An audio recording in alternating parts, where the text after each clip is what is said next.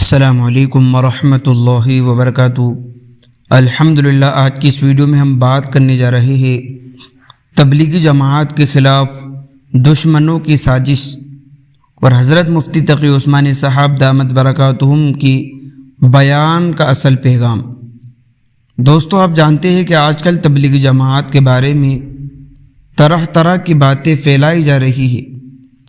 کبھی کہا جاتا ہے یہ جماعت دین کے کام کو صحیح انداز میں نہیں کر رہی، کبھی جھوٹی باتیں اور من گھڑت فتوے لوگوں کے سامنے رکھ دیے جاتے ہیں، لیکن اصل حقیقت کیا ہے؟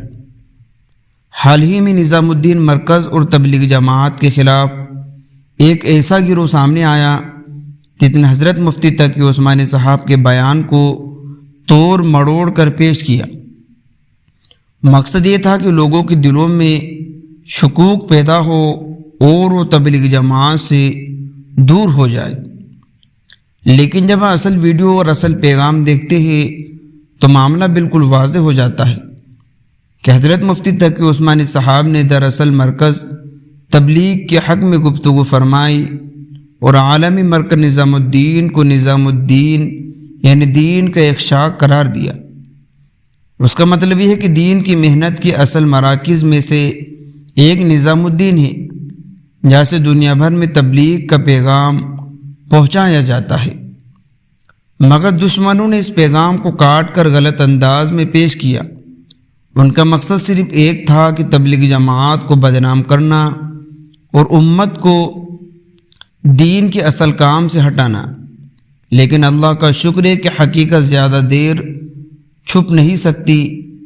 اصل ویڈیو سامنے آئی اور یہ سازش واضح ہو گئی۔ پیارے دوستو، اس واقعے سے ہمیں ایک بہت بڑی نصیحت ملتی ہے کہ ہمیں سنی سنائی باتوں پر یقین نہیں کرنا چاہیے۔ ہمیشہ اصل ماخوذ سے بات کو پرکھنا چاہیے۔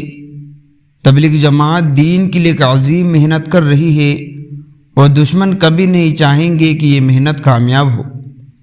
لہذا ہمارا فرض ہے کہ ہم دین کی اس محنت کو مضبوط کریں، جماعت کے ساتھ جڑے اور جھوٹی خبروں پر کان نہ دھرے۔ اللہ تعالیٰ ہمیں دین کی صحیح سمجھ عطا فرمائے اور ہمیں ہر قسم کے فتنوں سے محفوظ رکھے، آمین یا رب العالمین۔